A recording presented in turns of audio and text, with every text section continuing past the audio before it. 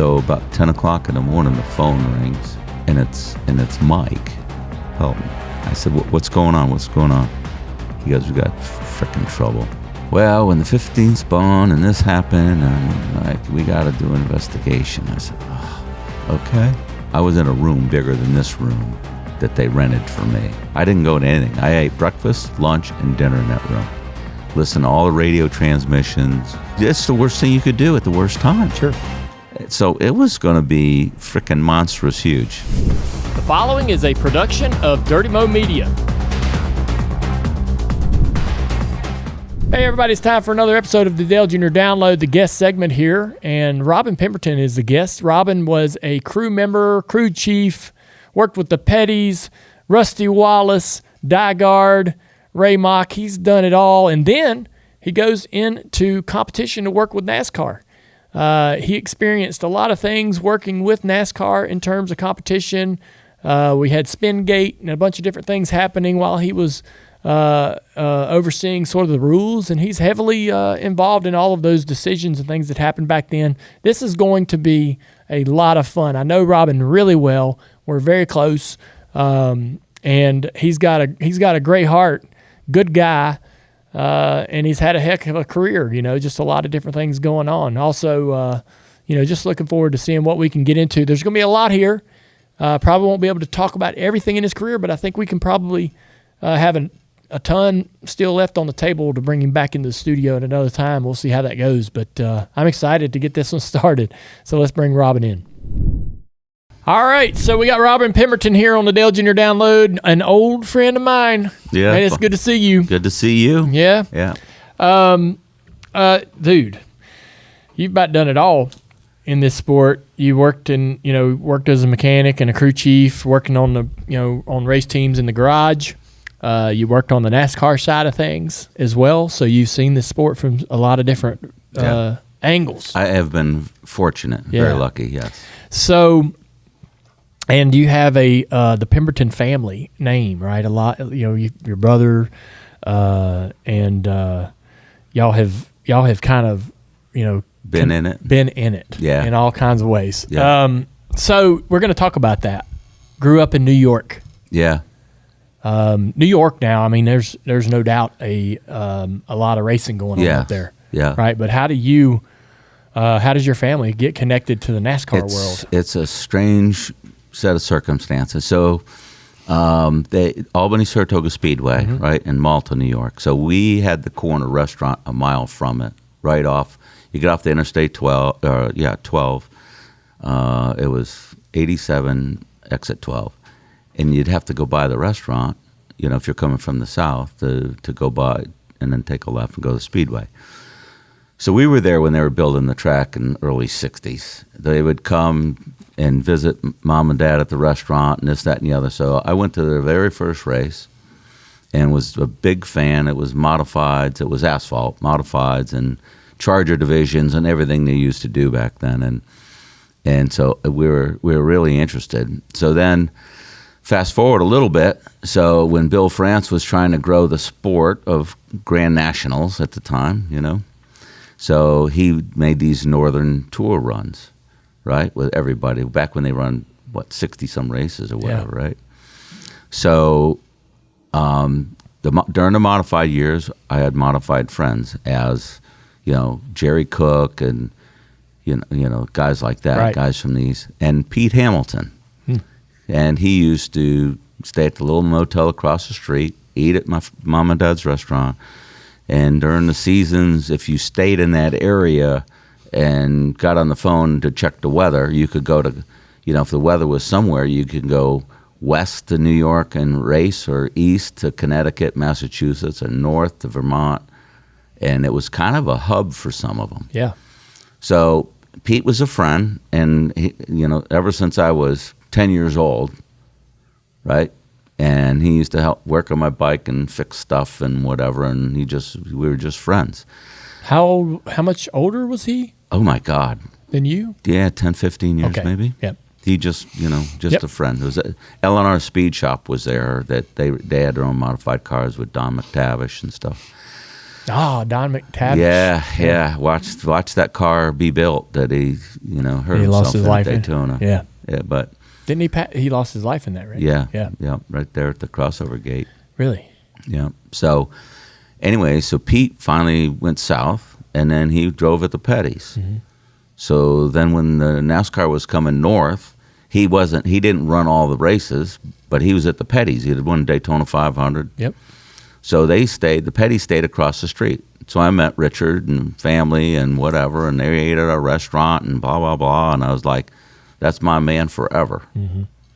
Right? And so I was working in the family business, the restaurant, but Doing what? cooking, cleaning, you name it. It was from the time I was 12, and even in high school, you'd get off the bus and you'd come in and you'd mow the yard or you'd take the trash out from, you worked all the time.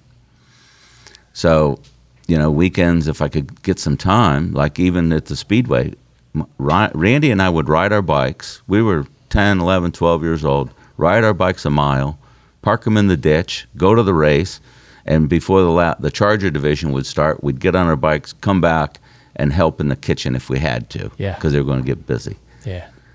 I got burnt out on it, right? Sure. And so I went to welding school. I got certified, and heliarching and this, that, and the other. And friends had race cars, and so Steve Meal and I were friends through all that time. Where did Steve live? Steve was in Colony, New York. Near? Yeah, near 30 miles, 20 miles. So he would come to the racetrack. Yeah. And his dad kind of helped. Brian Ross was a modified driver up there in the 4-car for a while. And so we got to be friends. So he was a couple years older than me. He moved away. He went to Morristown College or something. And after college, he went south, like cold turkey, get a job, whatever. And he worked at DeWitt's, right, for a while. 72. Yep. And then he got to the Petties.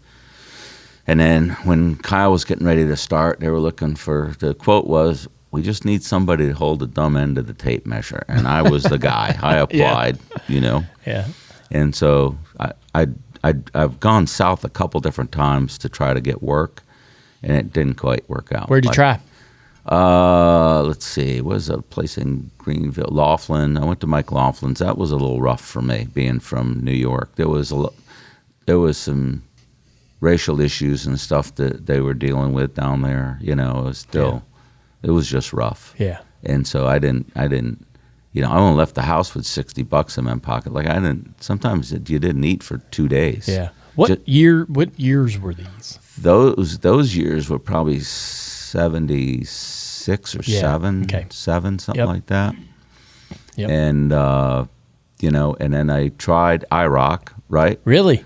I didn't get there. Yeah. But they called or sent a note that, hey, we got a spot for you. Come on down. It's the same time I got a spot to go to the Petties. Oh, and you're going to the Petties. And so I went to the Petties. For sure. And it was $2.65 an hour. No. Yeah. Yep. But we worked 40, a lot of hours. we worked 45 hours a week, so you got a time and a half. You wound up with $4 an hour for 5 hours. You know what I mean?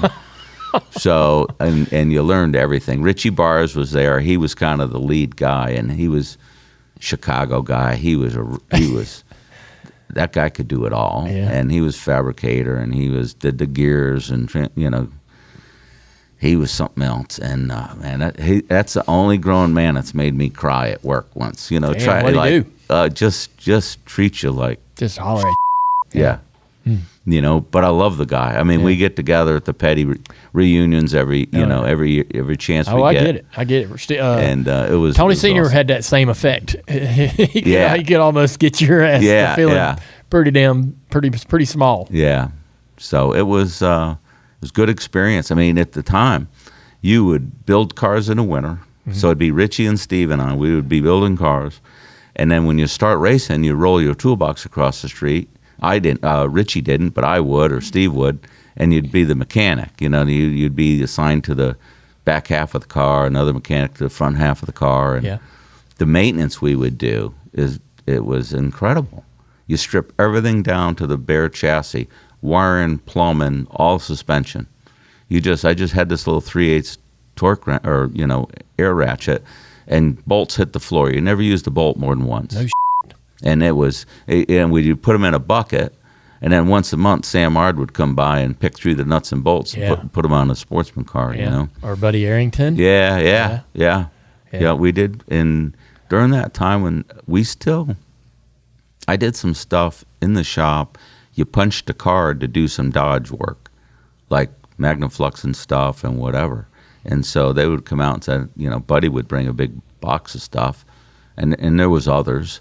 And you'd sandblast, Magnaflux, paint the stuff, and give it back. Yeah, give it back. Yeah. Somebody would get money. Chrysler was still paying, I think. One of the things that there's a lot of people that have sat in that chair that have been in through the petties back in those days. Yeah. And I can imagine the shit you saw in that building, the historical things. Yeah. Just because. And I was a rat. When I was not doing something, when I was at lunch, I would go climb through the attics and stuff. Looking at old things. There's a freaking Hemi engine in the crate. Yeah. This huge copper radiator you couldn't even lift, brand new, in a wooden box. Yeah. Up in the attic. Lord knows how they got there, but nonetheless. Yeah. It was, I bet it was fun as hell. The back building, when you drive in, there's a back building to the left, and that was called the Chrysler Barn. There was tubing in there, thousands and thousands of feet of anything and everything you would want. 1 3/4 that was 30 thou, 60 thou, 90, 120, 1 1/4, same thing. And it just racks of it, and there was racks of body work, like Superbird wings and, end plates, all that stuff, and eventually I think they buried them out back. And I'll be willing to bet. What is the deal with burying stuff? So I don't know. Was it tax purposes? Dude, I don't know. I mean, I was drooling. No. They did it after I left. I'd never heard of this. And I don't know if this is just you bring it up, but I went to Gary Hargett's to race out of his shop. This is an old mechanic that had worked in the sportsman division with Harry Gant and Dad back in the 70s, and I'm running one of his late model cars in the early 90s. And one of the first things I noticed when I got to his property was a tire, just I could barely make it out, but this tire sticking out of the ground. And I'm looking at it, I'm like, tire buried in the ground, but it's at an angle. It's weird. I'm like, what's the deal with the tire? He's like, oh, that's a whole car buried under there. He's like, it's like an old race car that he ran in the 60s. Yeah. That you dug a hole and pushed it in there. And I'm like, and then I talked to Richard Childress or somebody else here on this show about burying cars. Like when they got done with they just buried it. Yeah. And I know a lot of other people would push it out in the woods and let the woods take over. Yeah. But I don't know why. Yeah, I don't either. I guess. Was it there's some trick stuff on it they didn't want to sell, or they probably just were like, here's a hole. Yeah. And people were always trying to like flatten out, level out, utilize space better, land, and like, dude. I mean, in the 70s and 80s, if you had a gully, you pushed everything off in that thing, right? Yeah, for sure. There wasn't really no. Well, now that you mention it, I have seen that. Yeah. I know, it wasn't always cars, but. For sure. There was, I know at one point, so the car that Lee flipped at Daytona, yes, that car is over here in Mooresville in the museum. Yeah, they saved it. Yeah, I remember that car being out behind the Petty's barn. Yep, and I'd crawl all over it. It had that big old pipe in it and stuff like that. So those cars, right after I think they saved some of that stuff. That's when they took the Superbird stuff and buried it.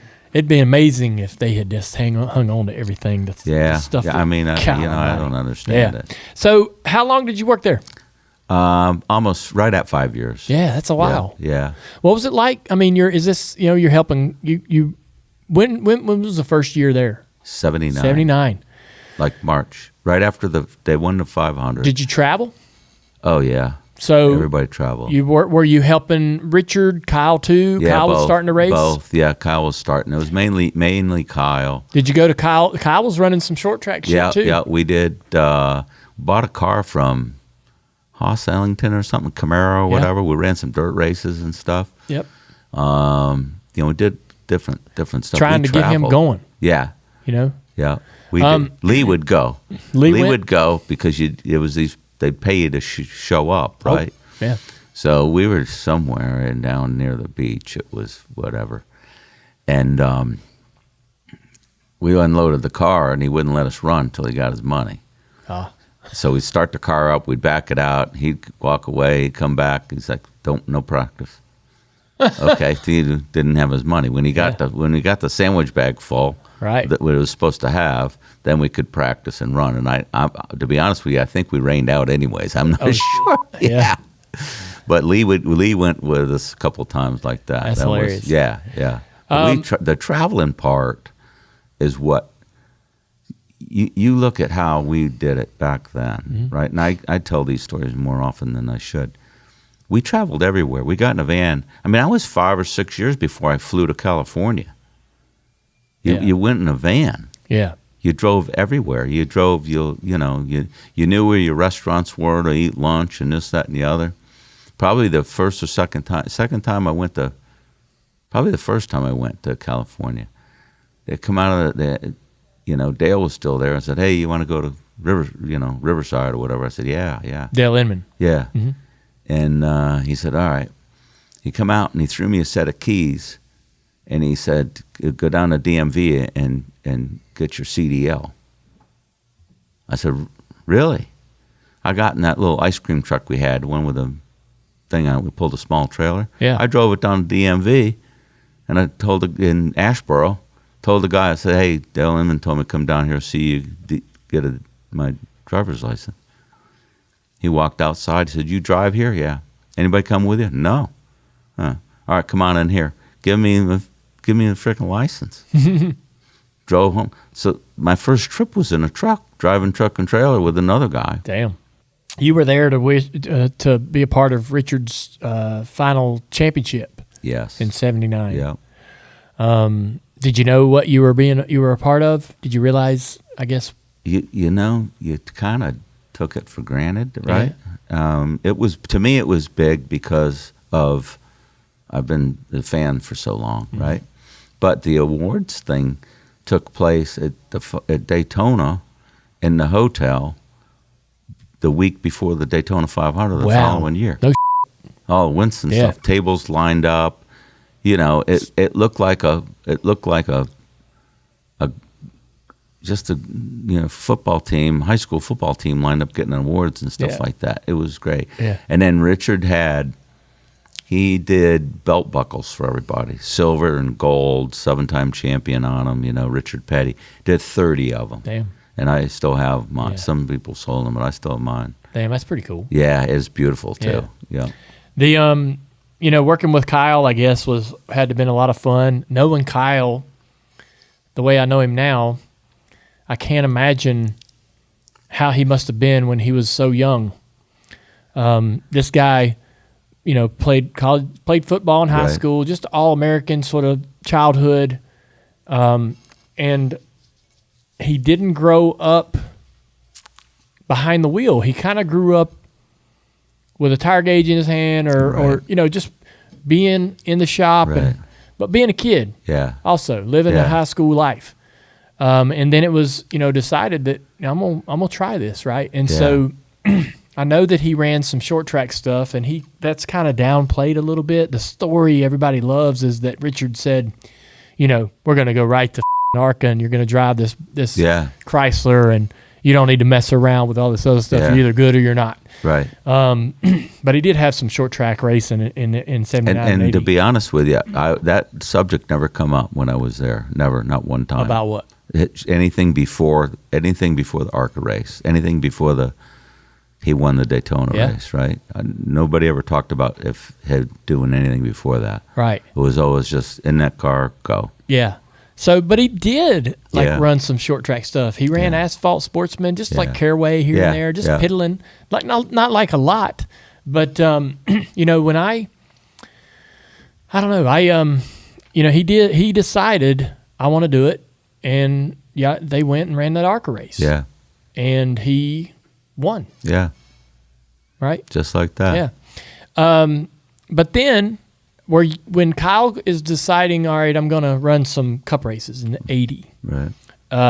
Were you more working on that car, or Yeah. were you okay? Yeah. So when you take this old Chrysler to like Charlotte Yeah. and wreck it, Yes. Yeah. Knocked the fuel cell out of it down the backstretch. Yeah. Testing. right? It was a short day. Yeah. It was, you know. How did Kyle react to that? You know, what was sort of the temperament when things like that would happen? He kept to himself, right? He didn't, you know, he's obviously disappointed. You'd be disappointed. Sure. Let alone it's your dad's car. Mm-hmm.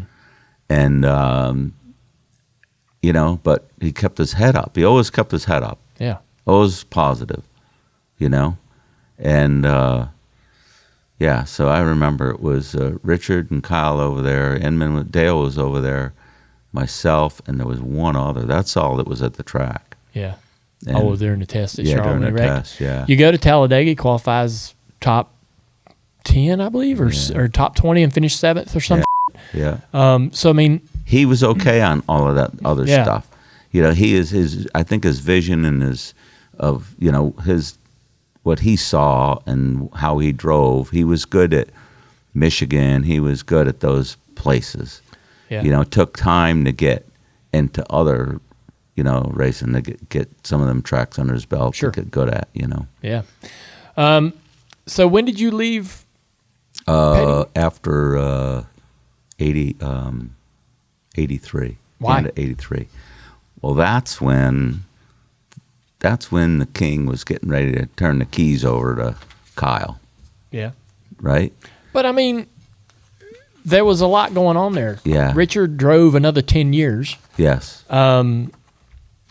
Everybody, I don't know that anybody knew that Richard was done winning races. Right. Maybe y'all did, Yeah. being so tied in and Yeah. you know, so close to it. But Richard, and I don't know that a lot of people, myself included, understand the dynamic of, you know, Richard would leave, drive for Curb in 84. There was a lot to happen in between that, though. Right? Right? So it was the Rick Hendrick thing, right? Rick tried to hire. Rick tried to hire him, Richard. and for a while, he drove a Hendrick personal car for a little bit, right? Just a little bit. Yeah, yeah. Remember seeing it. Yeah. I don't know I think it was a Corvette, actually. Nonetheless. And so that was kind of going on. So we are at Charlotte in the fall of that year. What year? That 83? would be 83. Mm-hmm. It's the last year, and he's you know, we all know he's moving around, right? There's things that could or should happen. So he comes to me. So we got to be pretty close. Like, we could talk about stuff, Mm-hmm. you know.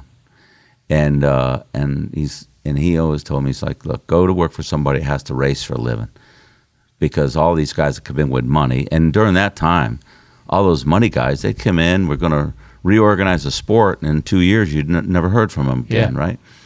So Rick's the only one that ever made it, right? But he was a racer at heart. So anyways, I said, well, I'm going to go to work for Butch and Bob Rahili. Uh-huh. And he said, okay. So that was a couple weeks before before Charlotte. And then at Charlotte, he comes to me and says, hey, you think they'd let me drive their car? He says that to me, sitting on the bench. Yeah. I said, well, hell, I'll go find out. So Which car is this? The 75 Yeah. car. This is the blue. The blue light one. blue one. Yes, it was. It wasn't a very good car. Yeah. Yeah. I mean, you know, it wasn't they had blue was driving it, and yeah, they had a couple different people. But they had Neil was in it. He wasn't in it yet, was he? Was he? I think In so. I 83? think he was just getting ready to Yeah. go to juniors, and he was leaving that. I got you. Yeah. And Hodgson it done deal. all right. Yeah. Yeah.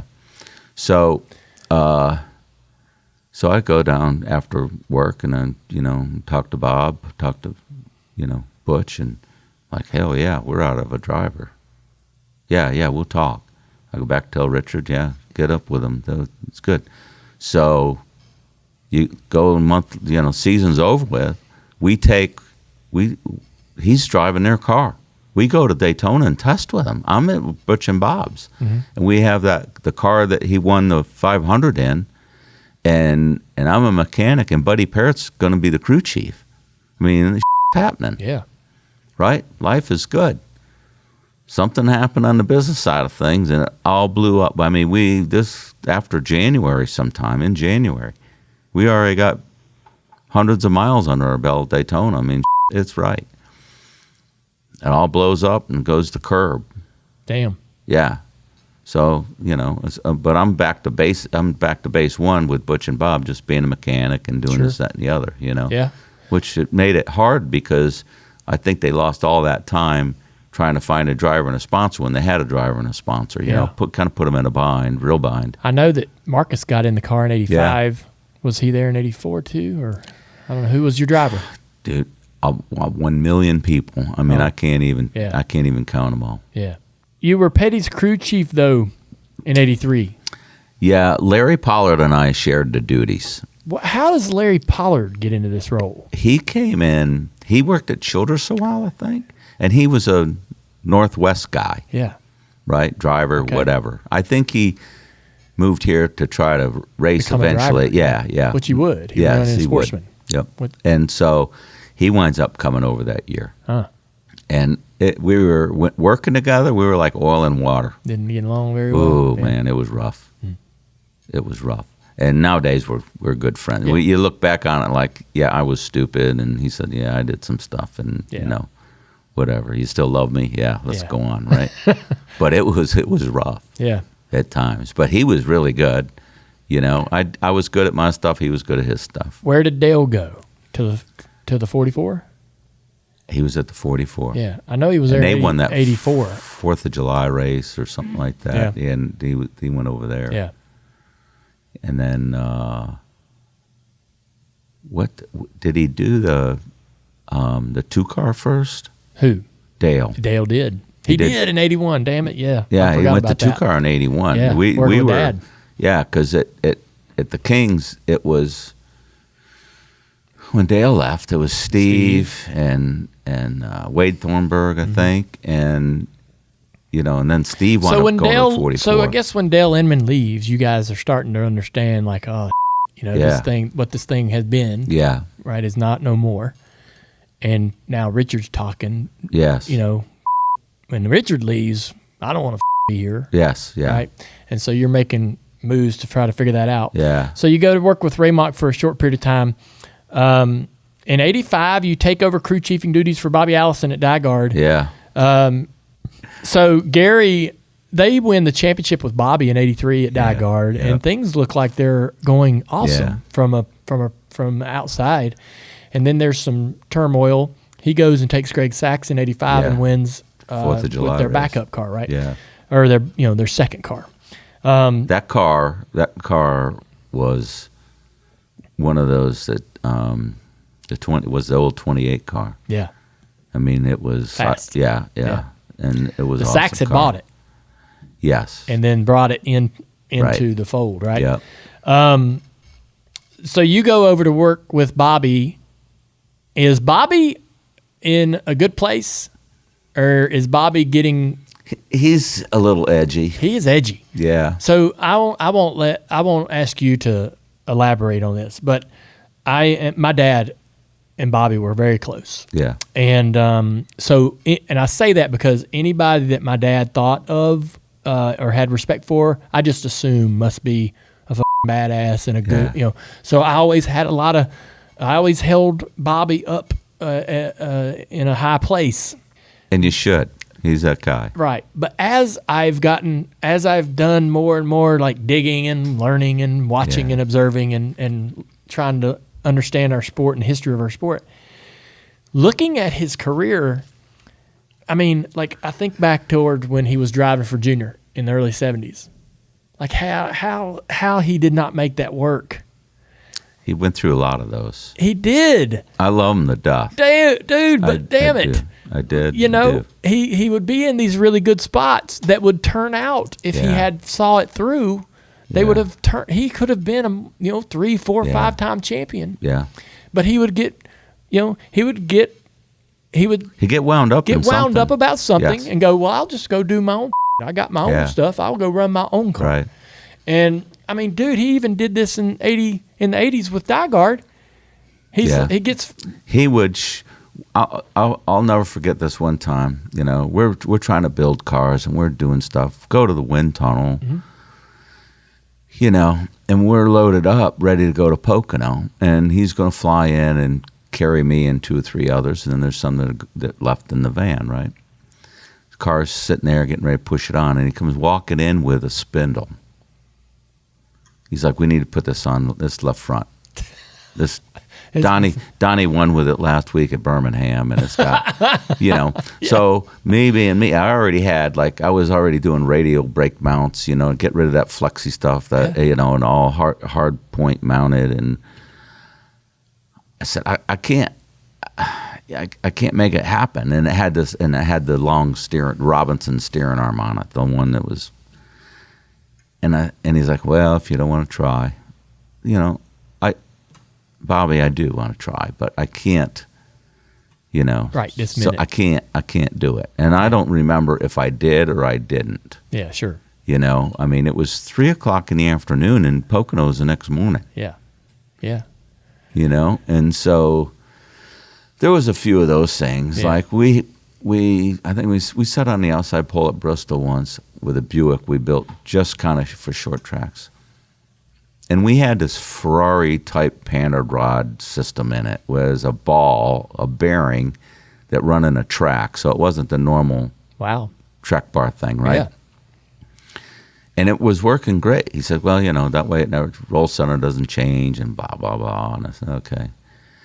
Well, we dinged somebody, and it bent the track, and the thing was wobbling around, and, you know, we had to come in and pit and take it off and put the track bar on, right? And we went out and ran just as fast, if not, you know, could have probably run faster because he was angry, but nonetheless, it was like we took ourselves out of some of these things. Sure. And that 4th of July deal was the bitter end. Running 2 cars, he wasn't a 2-car guy. Nobody was. Nobody was back Nobody then. did. Daryl hated it. There's lots of quotes and all kinds of articles around Daryl's distaste for the idea of Junior bringing in Neil, and Dad didn't ever want Skinner, all that stuff, right? So, nobody they wanted their own kingdom, right? Yeah. And I get it from my side or others that were like me. You look at it and it's like, you know, not everybody has a driver like that wants to be the only driver, but sometimes they have off days and off weeks and off whatever, and you have another source. Yeah, sure. You know? Yeah, we would learn that would be the way to go over time, and teams need it. You know, it become cheaper to run the second car and all those things we'd learn. I had trouble with it at Penske. Yeah, I'm sure. You know, and not those. I'm sure you'll get to that in a little bit, but the DiGard management. So we have doing some documenting around 1979-80 with Dad's championship in his rookie year. We go on and on around Daryl's distaste for working with that organization, and we've had Daryl on, and he's talked about it. And you know, I don't know that Bobby had big problems with the Gardners, but what was it? What was their management style like? You know, it seemed like, I will say this, like they buy DiGard, or they buy the 88 car, or they start this whole program, right, in the 70s with Donnie. In Daytona. In Daytona. They moved it up eventually. Yeah. But it's like they're getting there, right? And they eventually do become the team they want to become, win a championship with Bobby. And I don't know that Daryl was maybe the best driver for them because of his personality in 78, 79, 80. He was a little hard. Yeah. When Junior was perfect for Daryl because Junior wouldn't put up no shit. There's this really cool moment when Junior and Cale were racing each other, and it's a quote in one of the blue books where Cale's racing, I think, at Talladega, and he runs third, and he gets out and he says, "This is the sorriest car." Yeah. And he's trying to say, NASCAR's, needs to give us a better plate or something for the engine. Something. Junior's like, the reporter goes to Junior, and Junior says, well, if he wants to talk shit about our car, he can find somewhere else to drive. Yeah. I'm not going to put up with that shit. Yeah. Like, that's Junior Johnson. Yeah. They're in the middle of winning their second of 3 in a row championships when this shit happens. And so Darrell goes to Junior, and that's perfect for Darrell because Junior wasn't going to put up with no shit. Darrell knew it. But so I think the Gardners were a little wild, a little bit of, but fly by the seat of their pants, going to do this, going to do that, big ideas, ambitious. And that wasn't good for Darrell. But they get Bobby, and they go win a championship. Yeah. They get some great people in the building. Gary, other people in the building, things look like they're going well. And I mean, in just a couple of years, fucking deal is gone. It went bad. Fast. Like they got chasing the minority money from Miller and Willie T. Ribbs. Yeah. Poor Willie. I mean, I think the world of him. He was good. We were good friends and everything, but he had to drive. Right. That one car he drove at Riverside. How did the car? We dug it out. It was a show car. It was all broke up and bent, and we made a race car out of it. Where is the good? We didn't have it. You didn't have any more? No. Where did it go? Did Sachs destroy all of it? Some of it, Yeah. But there wasn't many cars. Back then you had 2 or 3 cars per team. Okay. And then they bring on Willie, and you like can't buy a car. Yeah. Right? And so you go get a show car, and it's like the frame rails aren't even straight. Parallel. Yeah. Yeah. Yeah. You put him in it, and, he would haul ass, and something would break on it. Yeah. Yeah. That was interesting to see that team just sort of fizzle into nothing and so quickly. Yeah. When that race, when Sachs was winning, I had my pit crew. They had theirs kinda because they were behind the curtain type R&D thing, right? That's what's going on. Well, when they looked like they were going to win the race, I think we dropped a cylinder, broke a valve or something, but we're still running. We come down pit road, all my crew's gone. They're down there. They run down there to change tires for Greg's car, and I'm sitting there like, I need a front tire changer. I changed it, right? We had, we had Jackman, but we lost tire changers, and Bobby saw what happened, and he got on the radio. He saw me across the wall. I got on the radio. He said, "Just take your time. It doesn't matter. Just."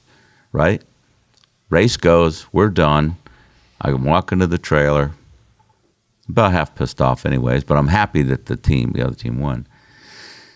Bobby's coming on the trailer. He's like, I'll see you around. I said, really? He said, yeah, I'll see you. And I knew what it meant. Yeah. Right then, right there. So Bobby didn't throw a tantrum. No. He just was like, Matt. Yeah. This ain't working. Just like punched the card. Yeah. Interesting. I wasn't sure. Like, Bobby would go, Bobby would get in and out of these deals. Yeah. When I will say, like, to his credit, he drove for Bud Moore and respectfully, decided I need to go somewhere else. And that didn't end abruptly. Right. But he had all the best jobs. He did, had some good jobs. But I'm just saying, like, he could make a change or transition without it being abrupt and clunky. But like, I always wondered when he did get frustrated, how did he verbalize that, and how did he and was he fiery? Because on the racetrack and with rivals like Petty and different people, he could be fiery. He was not bull. The fight with Cale. Not to us. Not to no. But not to ownership either. No. Right? No. After you left DiGard, where did you do? Went back to Butch and Bob. Yeah. So I mean, they were talking to me. Lake Speed was going to be over there, and Lake Speed got me, and Lake run pretty good out of the gate. Yeah, he did, and that's that Nationwide car. That's right. And so it's early in the year. It's like right after the Rockingham race. I'm still at DiGard. Yeah. And I had a 10-year contract. Damn. Yeah. I've had a few of those. That's the longest one that ever lasted 13 months. But my other 10s were shorter. Yeah. We'll get to all that. And so I went to, I guess the guy's name was Mezzanotte. He was kind of the lawyer type and whatever in the office. And I said, look, I can't. I got to go. And he understood. He said, all right, we'll let you go. So I'd been talking to Lake to come over there. Mm-hmm. I've been some bitch. I get there, and by the time I get there, they fired Lake. So, yeah. Damn. I walk in, and there's Butch. We're over on Orr Road next to Pistone's shop, over on the other side of the railroad track. They had Jody Ridley driving a second car. Yeah, Jody drove. Yep. And there was others that drove. That was a turmoil year. Right. And Marcus was before that, I think. Yeah, he was. But this is a second go around with them. And so we are. That's going good. It's going okay. You're working like a pack of heathens, but it's not bad. It's okay. And still frustrating, right? Because I thought I was going to have a guy, right? So, anyways, I'm out mowing the yard. We live in Matthews. I'm out mowing the yard. Like, I got to put one of them big Jacobson push mowers that runs by itself. I wasn't even using it. I was just plowing, right? 3/4 acre of grass. And I told Lisa, I said, answer the phone. I'm not talking to anybody. I'm out. I'm doing something, whatever. Because that's before cell phones and all. So I'm mowing. She says, hey, phone call. I said, I'm not talking to anybody. Go hang up. Yeah. Go take a message. She goes in. She comes back out. She goes, no, this guy really needs to talk to you now. I said, what's so important? He's like, well, he's a friend of Paul Giltnan, which was an engineer back in the day. That he was at DiGard. He was at other places. It's freaking smart. Friend of Paul's, and Paul told him to call you. And I said, well, who the is it? She said it's Jack Roush or something like that. I don't know if I turned the mower off, but I left it, and I went in and took the call. You knew Jack. You knew who Jack was. I knew the name, Yeah. Drag racing and road racing and all that stuff. And so we talked for a minute, and he's like, he's going to start. He's like, mate, I'll get back with you. Did he tell you about Mark? No, that was not even. We weren't even that discuss far. That yet. We hadn't even got nothing. Yeah. So we're going to meet at right outside the Greensboro Airport at a meeting room there, and so it was an afternoon, or the next weekend we were off or something. So it was 2 Sundays before Bristol, and there's a reason for that. And so we talk, and I walk in, and Steve walks in, and we're like, what's going on? He's like, yeah, Jack called me. And so Jack didn't know Steve and I were boyhood buddies, you know what I mean? Yeah. And so we talked through a bunch of stuff and asked about drivers, and he built some motors for Kenny Schrader, and Schrader hated them at the time. He said they wouldn't cool, had to have a big radiator and whatever. And so we talked about some drivers, and Steve was real high on Mark, and so eventually they got that all done. Do you know what other drivers were discussed, mentioned, even barely? I can't even remember. There was a few, but really it just regular names, guys that were already kind of in and out of the sport. Yeah. And you knew they weren't coming. They were just not a startup deal. Mark didn't have much, so he would be coming. Yeah, the other guys that had something, they'd hang it over your head. Yeah. So we had the meeting. So next weekend's Bristol. Thursday night Thunder's on. Remember that? And so whatever that chatter was, we're at Bristol. Whatever that chatter was, or we're going to Bristol on that Friday morning, it was Jack Roush is going to go cup racing, and he's talking to former crew chief or something, Steve Meal and Robin Pemberton about starting a team. That came on the TV. Yeah. Mm-hmm. Yeah. I mean, we didn't say, yeah. So by Saturday, Bob is so mad at me. Oh, he doesn't talk. Then finally he says, you, if we're not good enough for you, you're out. Yeah. Today's your last day. We finish your race. Like, yeah. You know, I think at the time, I think Lisa was pregnant and I'm out of work. Yeah. You know? And so I said, all right, we got to make this thing happen. So I'm living in Matthews and Steve is in Liberty, you know, it's at Greensboro. So they get looking at shops and he was there more often. So he finds a building. It's like 10,000 square feet, few acres of land in Liberty. Yeah. They get that thing. Jack buys it. And it's like Steve would know better than me. It's like a furniture warehouse type thing. It was just a building to put stuff in, right? Yeah. It didn't have, like it had one little bathroom in the corner. That's it. Yeah. It's like, all right, this is August, dude. And we're going racing in 80, whatever it was, 80 days. So we started building. I drive 96 miles to work every day, back and forth.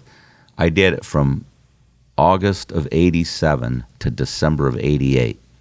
We never took a day off. We took Christmas off the first year. We worked Thanksgiving. We worked New Year's Day. Mm-hmm. You know, we were doing all kinds of crazy stuff. And like, I'd leave at 5:15 in the morning, and I'd get back at 7:30 at night. Yeah. You know, I mean, it was 18 months of that stuff, but just about 16 months. Worked our asses off. When we were, they did the media tour. And so we're in there working, and they're doing the media thing. And we're only going to run part-time. We're not running, you know, all the races. We already knew that. So Banjo Grimm was there, right? You know, and there was some others, and Danny Ryan and whatever. And I'm in the trunk of this car. We're like, it's going to be a Rockingham car, right? Not, you know, and it'll be our spare Daytona. We got one Speedway car.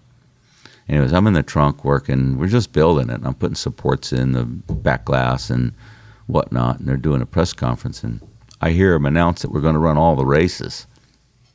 We're sitting there with 1.5 cars ready to go in December. And it's like, what the is, we didn't know. Yeah. I get out of the trunk. I go see Steve. I said, did I hear that?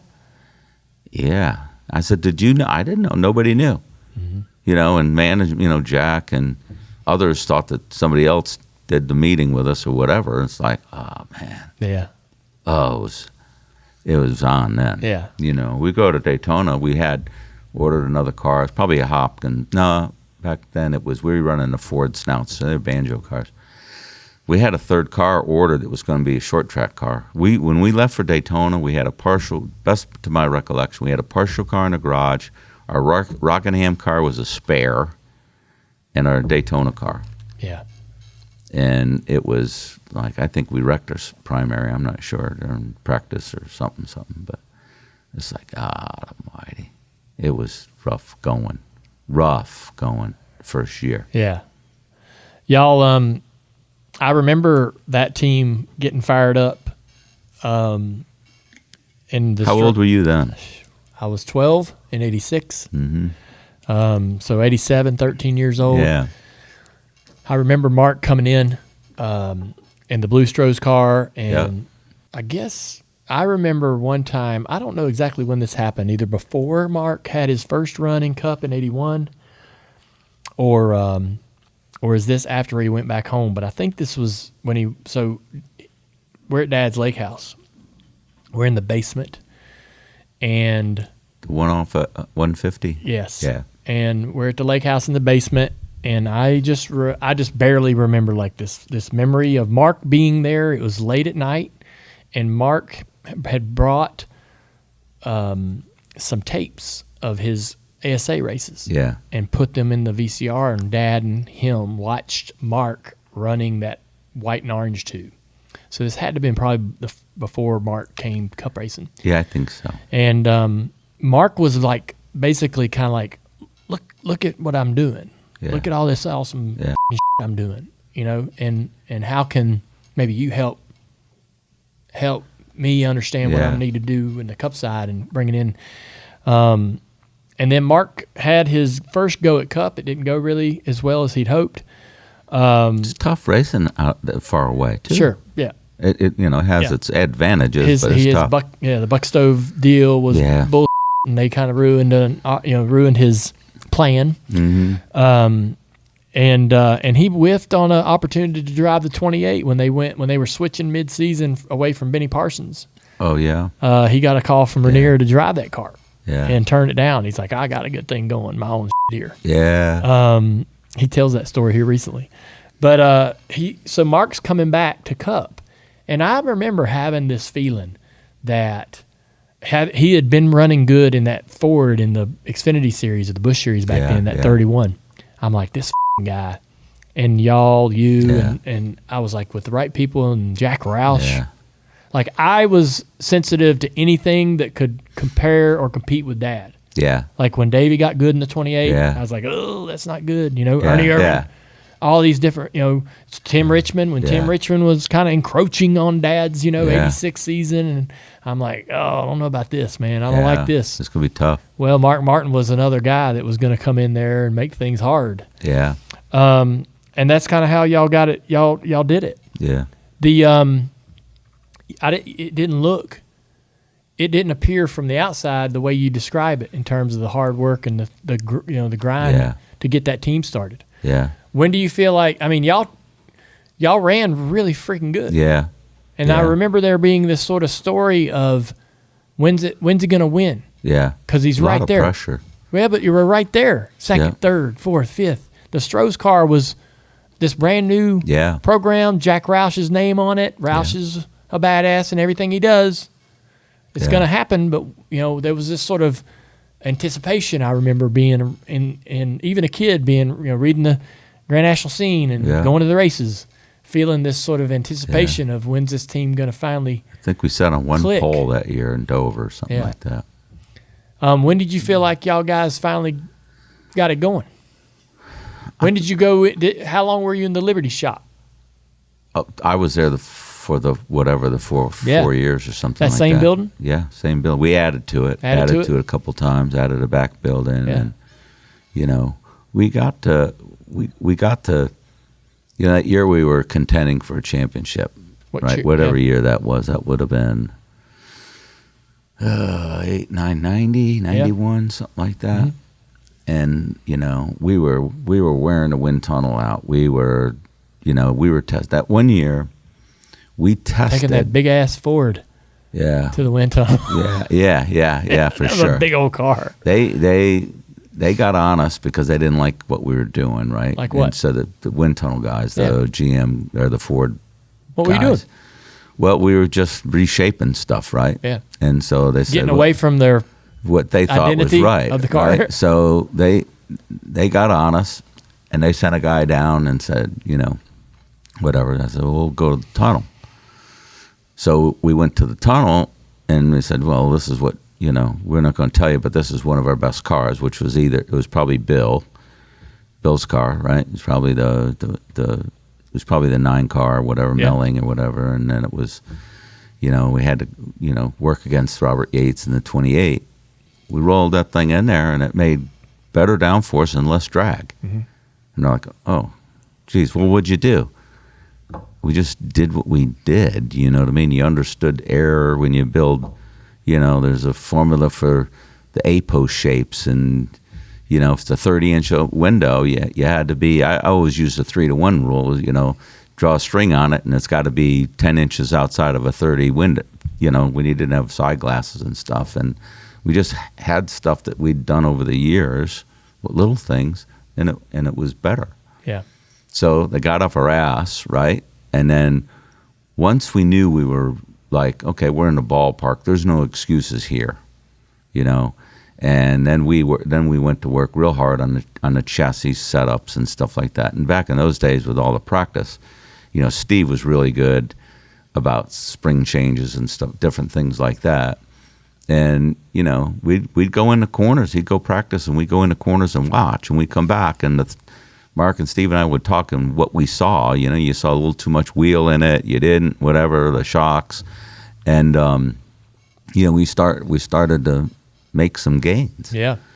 And then that year we were contending. And it felt better, but it was still, we would still drive into all the races. Yeah. We just flew a couple times maybe to Michigan, but yeah, still a lot of work. Oh yeah. 1990, after winning Richmond, the team got busted with an illegal carburetor spacer. That was bullshit. Yeah. Dad would win the championship. Yeah. You guys were penalized 46 points. Yeah. And it cost Mark a chance at the title. You can be completely honest here. This is a safe space. I will be. You'd lose the championship by 26 points. Yeah. Let's go back to the spacer thing. Let's just do it. You talk to the official that's in charge of the carburetors, the spacers, the manifolds, right? I'm not going to leave his name out of it. And we say, look, in those days, your body rake and this and that and lower hood and blah, blah, blah. I said, look, we can't, you could weld as much as you wanted to on the spacer. Randy did a show on it, was on Inside NASCAR or something. And you could have a stock manifold and you could weld 6 inches to it and it's legal. You can bolt 2 inches to it and it's legal. Or you bolt 3 inches to it and it's illegal. But welding as much is legal. And I went to the official and I said, look, we've got like 2 manifolds, right? We don't have all this shit. We got all these different cars. We're trying to compete. And so he's like, look, I get it. The rule's wrong. We need to work on the rule for the welding and this, that, and the other. He said, you can run the spacer's okay, because I said, okay. So we had a drawer with 2, 2.25, 2.5, 3 inches, whatever we could fit under the hood. Right. And so that Richmond race was that race that it was so cold. You probably remember. We started the race with the cowl taped off because Jack was worried about all that cold, getting in the engine and blowing up or whatever. Yeah. And like on the first or second pit stop, we pulled the tape off. I mean, that car hauled ass. I mean, we kicked their ass. Pull in, throw the hood open for the post-race inspection. Childress is standing at the front of the car going, that's illegal. He knew it. Ah. And it's okay. Everybody looks at everybody's stuff, and it was over with. It was over with. And so Jack fired me for probably the second or third time then. He was always firing me and Ryan and whatever. But anyway, so Dick Beatty was in charge. Yep. And then they had, the carburetor guy or whatever. And so I talked to them, and they're like, look, we think we're going to be all right. You're going to be all right. Oh. So Jack didn't let any of us go to the appeal. He appealed. And the best of my recollection, Jack went in there, and they had already told me, look, we're going to amend the rule book. Looks like we'll amend the rule book. You guys will be okay with the points and whatever. Jack goes down there and says, look, new guy, I'm sensitive to whatever he said. Ford, didn't want the embarrassment, this, that, that we'll take the penalty, but don't take away the manufacturer points. They're more important to me. I mean, it was like we'd work behind the scenes. It was like going to be a fix, a done deal. Yeah. And then I got the feedback. It's like we threw it away. It was. You wouldn't know in that moment either that would be the difference. No, in my mind, I always thought, I said, this will be the one this will be the big you. You know what I mean? I just had the feeling, and we raced our guts out that year. Yeah. Right. And we still led the points for a long, long time. Jack suspended you with pay? What happened? He would fly in. He did this shooting. He would fly in Tuesday. We'd do meetings, this, that, and the other. And he would fire. He would drag me in the office and say, "Look, it's time to move on." and I would say to him, I remember saying one time, I said, "Jack, I walk around this building, your name's on it." But I said, I built this building just like Steve did, just like you did. I'm not leaving. Yeah. I said, go do your meetings. I got to do. We're getting ready for a race. He'd come out and say, hey, I was a little, upset over the week, whatever. All right. I'll see you Friday at the track, type thing. Yeah. But he did it a few times, and so kind of the handwriting was on the wall. And what happened, the bigger the team got, the more distance I got from Jack, where everything was it went through Steve. He was got to be a team manager and stuff. And, we had a good bonus program. Mm-hmm. Like if at the end of the year, my pay was this, my bonus was equal to that. Well, I was trying to buy a house, right, in Greensboro. Yeah. And you didn't make enough on paper. They didn't count the salaries. Interest rates were 11 or 12% at the time. And, I said, look, I don't want more money. Put this into this so I qualify for a better loan. Yeah. And it didn't happen. And, and that summer, so Richard's going to announce I'm running 1 year and I'm done, the tour, right? The Richard's Gone tour. He's announcing it to do that. So they called the shop and said, hey, look, we want you to come over and be there, be present. You're like part of the family, whatever. So I go over there and there's big media stuff and everybody's there and we're all done. I'm getting ready to go back to the shop.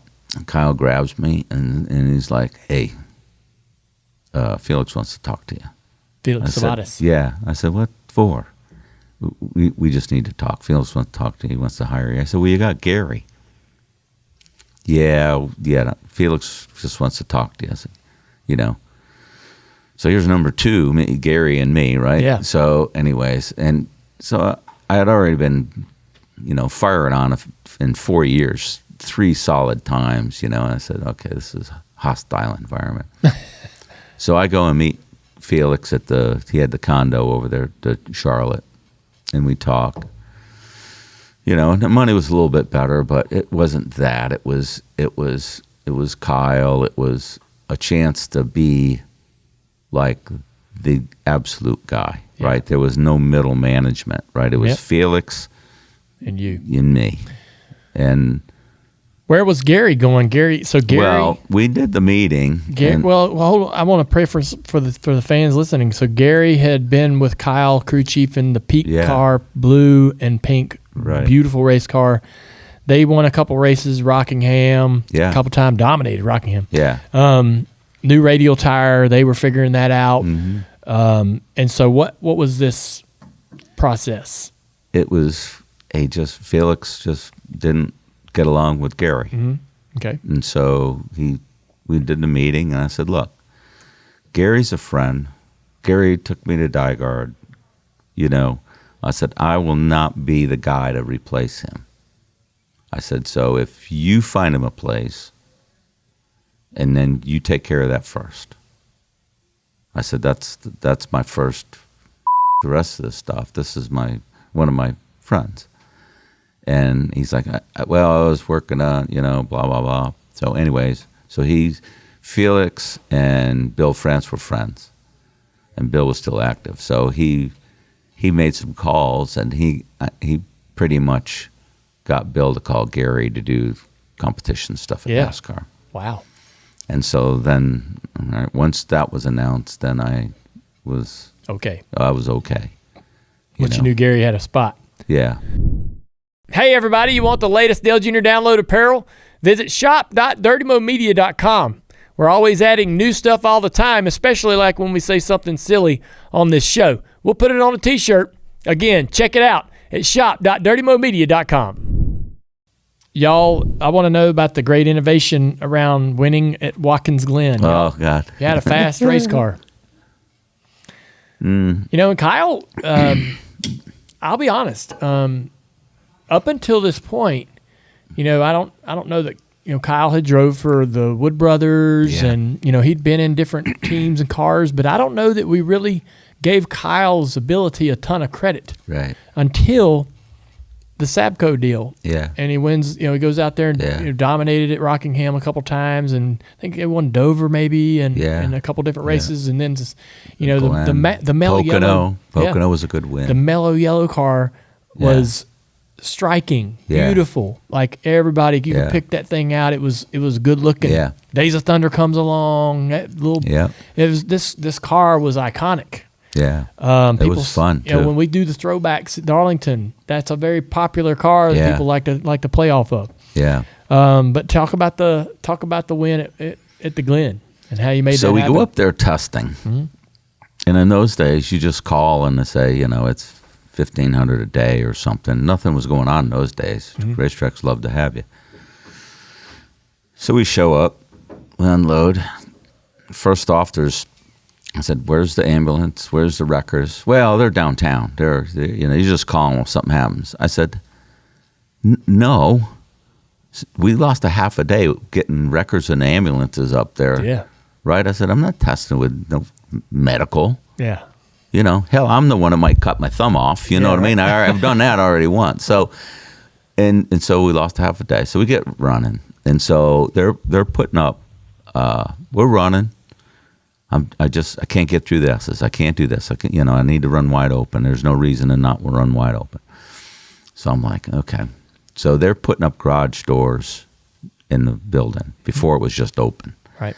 And I see all this freaking boxes down there. So I said, all right. So I go cut these 4-inch wide strips, and they're like a 3/16 thick, almost a quarter, whatever. And I went and did the whole valence. If you look at the picture of that car, it had a valence. Those days it had a valence on. So I widened I did the whole thing wider. I just taped it on there, duct tape. He goes out and runs. He's like, oh man. He said, you didn't believe it's better. I said, okay, go get more cardboard. And I tape it on. And we go. I mean, we were literally 4 inches more wide. I mean, it was out there. Yeah. And he's like, he just mad it from turn 2 up to the S's. It was so good. You get up to the chicane. A lot of times he just pushed the clutch in and never let the clutch out and coast through the chicane and then third gear or whatever and off and go. He's like, that's perfect. He's like, it's good. So we get all that done. Worked harder on that than springs and shocks. That made the springs and shocks good, whatever they were. So we got back home. It's like, okay, smart ass. Now what are you going to do? You got cardboard all over this thing. So I knew of a company in Florida that did fiberglass work.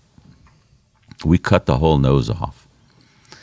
I put little brother Roman in a pickup truck with its nose and this. I think it was Harry's glass. And he drives to Jacksonville or whatever it was. And I said, make a mold, do this. They made a whole new nose for us. Right? Yeah. In a week. Bring it back, put it on, put the ducks in it and all this other stuff. And then the ducts were so big. There was it said one time I had a quote. It said we only had GP on it, but it was G-PRIX, right? So it wasn't Grand Prix. Right. So somebody was bitching. I'm like, we're hauling ass, and if Kyle's hauling ass, there's something wrong, right? It's one of them things in practice. Yeah. And so they come over, and they're like, they get a tape measure out and measure the valence. Because of the GP on there, they thought that the nose was narrow. Because back then, everybody just narrowed stuff up and whatever. And they're like, yeah, this thing ain't narrow. Jeez, walk away. So it was freaking cheated up, right? Oh, yeah. And it was good. Damn it. Our Daytona car we sat on the pole with was an awesome car. We had so much fun building that thing. That year or the year after. Yeah. Something. We did it at Talladega. A fast car. We put a body on it at the racetrack. Make a spring change the fenders, make a spring change, and they got it where we would travel the full 8 inches in the back. Mm-hmm. And we unloaded that car. Barry Dotson comes over and says, he's like, God, Felix make you bring your Martinsville car here? Yeah. And that thing, it hauled ass. We had fun back in those Meliella days. You end up getting let go from the team. What was the disagreement over? He said, who's he? It was after Charlotte. Yeah. So we blew up, and I gave everybody Monday off. And so Ryan and Roman, my brothers, and myself, we went in there and said, look, let's just pull the motor out and whatever. So somehow Felix knew we were working, and he come in, and he fired all 3 of us. Damn it. Yep. And said, you're complacent, and you're complacent, and you're satisfied with mediocrity. We're 10th in points. We've come off a great season, and we've blown up a couple times. And so he unloaded us all three one time. No Like, ah. And so we'd go home, you know. I mean, they went home. I think Ryan and Rum both went over the Yates. They wound up going to Yates. That's a good deal. Yeah, they were good. And then I just didn't do anything. And then around August, about September, July or something, Jack calls and says, "Hey, you need to come do Ted's deal." Yeah. Oh, Ted Musgrave. Yeah, come do Ted's deal. Yeah. Right. Family channel. Yeah. And we sat on 3 poles. Yeah. Right. I mean, we worked our ass off, but you know, we were good. We had a little trouble racing sometimes, but we sat on 3 poles. There's some speed there. Mm-hmm. But we took 3. Whatever, May to July, I didn't do anything other than worry, you know? Yeah. So that's how that happened. Well, after 94 at Roush again with Musgrave, Mm-hmm. you go to Penske. Mm-hmm. You worked with Rusty from 95 to 01. Yeah. That you got 15 wins, 9 poles in 2000. What was working with Rusty like, and how come that clicked for you? How come Rusty Wallace? Not only did it seem to click between you and Rusty, yeah. but you also seemed to be kind of allowed to do what you wanted to do within the Penske organization. Yeah. Yeah. I behaved to an extent okay. Like my first meeting with Roger. Tightened it up a little bit? Roger. I'm sitting there, having a briefcase over my first meeting. He said, "Glad you're here. This will be good." He said, "But just remember," he's like, "racing is 100% of my fun. It's 5% of my business. Don't let this mess up the 95% of the business. Fun. You know, don't mess it up." Yeah. So, and he's like, "I know you got stuff in that briefcase you can use, and you've used, and you've done stuff and whatever." He said, "Just remember, everybody, we got to toe the line on this stuff." Yeah. I said, "You got it." I mean, I had fuel gauges and, lights to put in a dash, all kinds of stupid shit. Yeah. But eventually we did. But nonetheless, he laid that groundwork, and Rusty and I got along pretty good. The thing that the first thing I noticed when I got there, they won races. They won a lot of races. Buddy was really good, but every fricking car was different chassis, different crossbars in it, and a Hopkins car, and a Laughlin car, and a this car, and dual master cylinders wouldn't fit in one car because of something, and so I started the chassis program. We started building our own chassis. Yep. And that was really good when we did all of that. And we got along. I spent endless hours in the wind tunnel. Don Miller and Roger did a deal with University, I think, of Virginia, and we helped them get that wind tunnel in Norfolk back up online. They used to do airplanes in it, fighters. Mm-hmm. And there's times I went up there for probably 4 days in a row, and you'd run 12 hours. Right. I mean, we wind tunneled that to death, and it showed. Yeah. Rusty was, not that other drivers didn't do this. I mean, a lot of drivers back in the day did this, but my understanding of the little bit of time that I got to race with Rusty, we'd go to racetrack and test at Bristol and so forth. He was incredible at Bristol. Yeah. We built new cars for him almost every race. Is it true that Rusty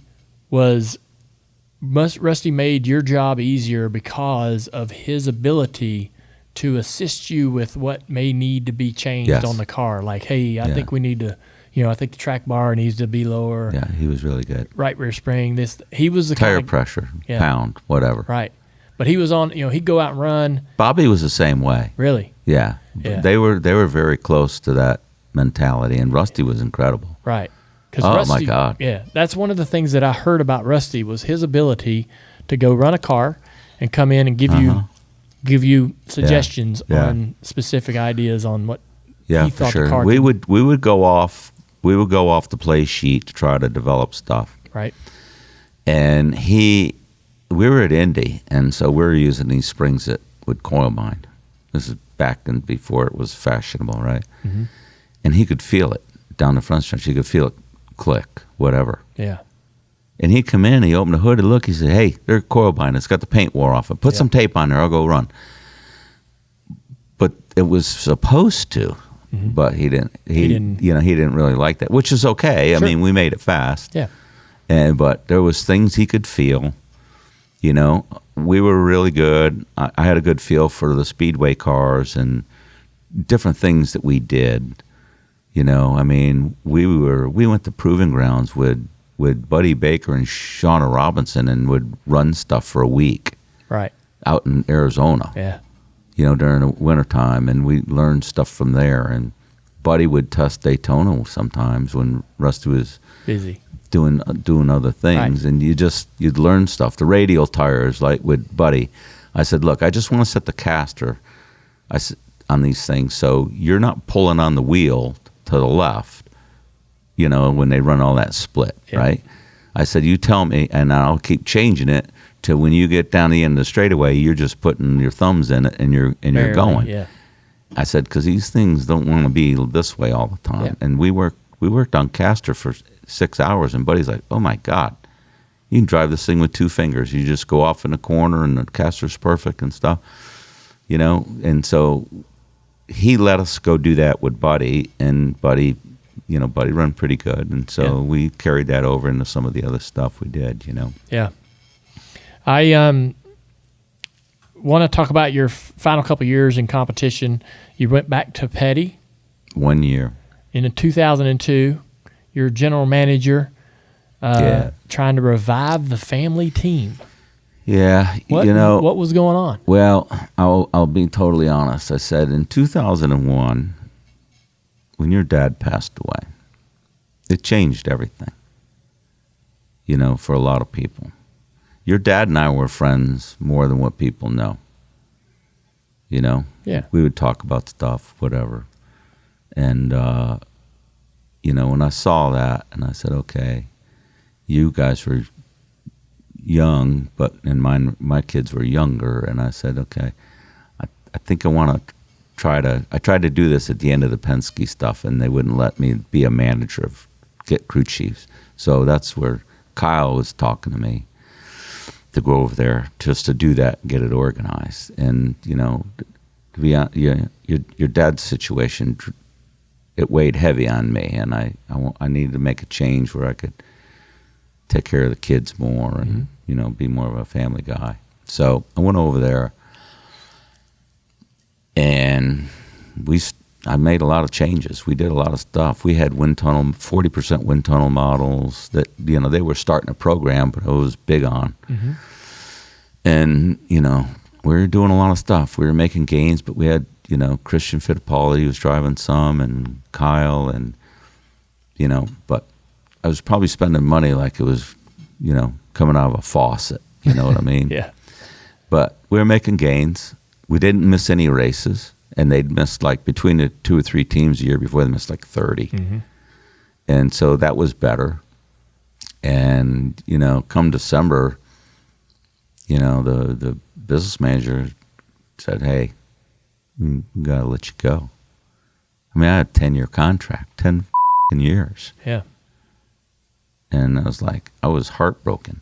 And I was driving from Bethel Church Road over there off of exit 28 to there every day, 70 some miles. Yeah.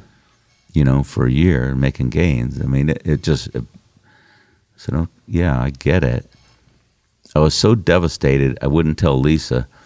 I left the house every day at 5:30, not having a job, just so she wouldn't know that I was fired. How long? 2 weeks. Yeah. And so we were up at the Biltmore house on the weekend, spent a couple nights, and right in the middle doing paperwork of refinancing our house, because the interest rates were low and doing all that. I said, and I told her, I remember sitting in the car. I said, need to get the paperwork in. I said, I don't have a job anymore. And she said, what? And I said, we just got to move on. You know? I said, get the paperwork in because it's going to save us whatever money a month and blah, blah, blah. And so we kind of got the paperwork in because it wasn't announced that I didn't have a job. And I'd been, like I said, just going up and down the streets. Yeah. So that was heartbreaking. And then around January, trying to think, called Jack, and he said, "Look," he's like, the inn is full. He's like, I don't have room. I don't have any room. And I said, okay. I said, well, if you hear something.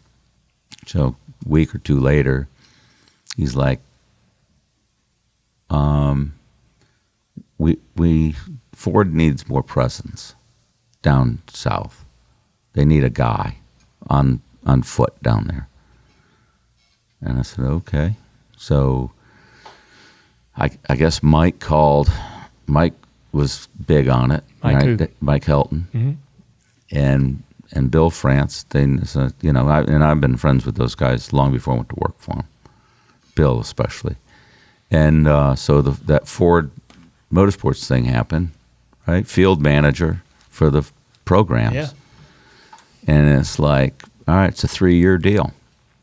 So start doing that, going to all the Busch teams, all the Cup teams, the truck teams. What do you need? What's this? What's that?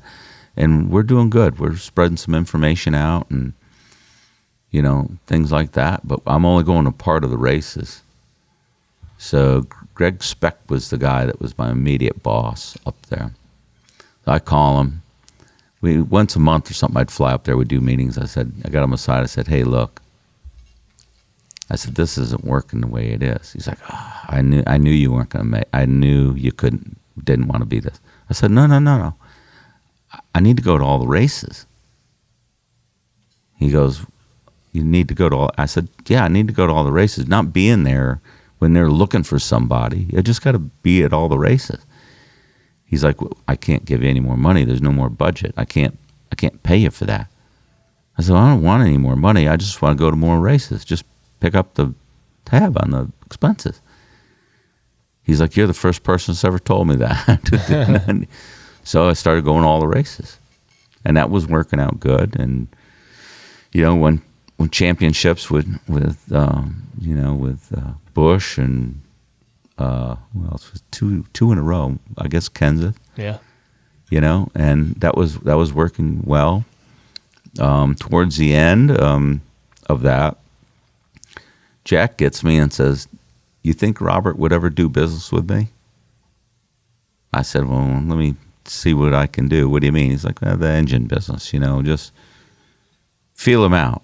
Yeah. So I went to Robert and said, look, I said, this Roush, Yates, whatever, talk to Jack. He's wanting to do something, and this could be good. Yeah. Because Robert's cylinder heads and like that, it was the best. Yeah. And Jack had other resources to make part of it the best that he was doing, and so I went between those two a couple of times, and they put that together. So I'm at Ford, and the phone rings in February, and it's Jim Hunter. It's Hunter. I said, he said, what are you doing? I said, nothing. He said, God, Bill wants to talk to you. I said, about what? Yeah, we need something. We need some help. Bill needs to talk to you. I said, well, Bill just got me this 3-year deal, and now we're 16 months into it, and Bill wants to talk to me? He laughed. We'll work it out. So anyway, I talked to Bill a little bit, and then Mike a little bit, and Mike calls one day and says, hey, you need to come to Daytona Monday. I said, well, I be there tomorrow night or Wednesday. He's like, no, be at the hangar. So I flew down at whatever, 1, 2 o'clock in the afternoon. We spent the day with George Pine and Brian and Bill and Mike, myself, went to dinner, and Mike took me back to the airplane, and we just talked about a lot of stuff. And Mike said, anybody ever tell you what we want you to do? I said, no, I thought it would come up. He said, oh, yeah. Yeah, we need you to be vice president of competition. We're looking at that. And I said, well, Gary's kind of that. And he said, well, Gary's going to be head of R&D and all the new stuff. I said, okay. He said, but we want you to do that. I was like, okay, well, what about the Ford deal? Whatever. So they had to work to get me out of the Ford deal to go do that. And so I was doing rulebook meeting in that August, and I was still at Ford. I just finished up. As vice president of competition, you're in charge of rule enforcement, among other things, I'm sure.